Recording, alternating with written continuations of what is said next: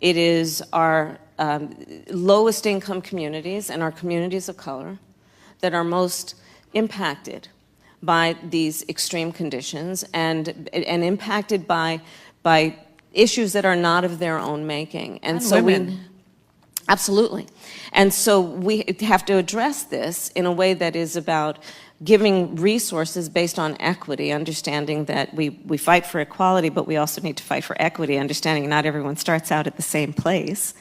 And if we want people to be in an equal place, sometimes we have to take into account those disparities.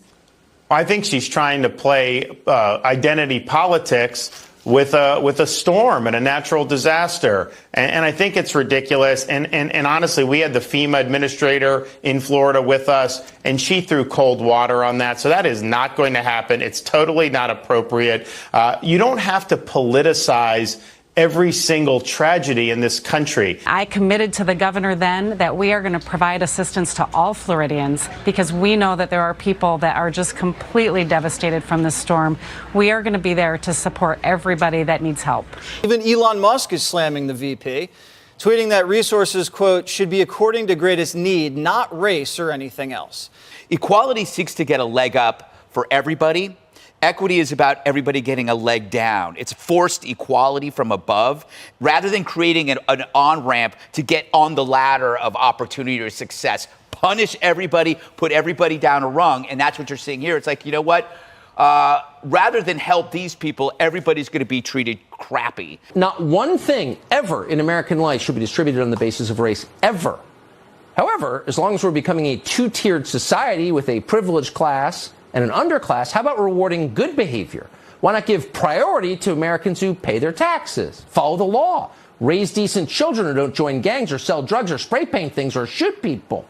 Why not try that? Let's deal with that disconnect, which we also refer to as disparities, because we see that people in our country are having an experience that is not equal.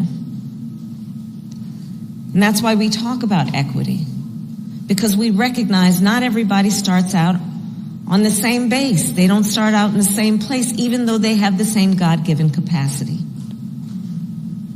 So when we talk about the work we are doing here together, it is recognizing that and being guided by this principle of what we must do in the spirit and in the interest of equity.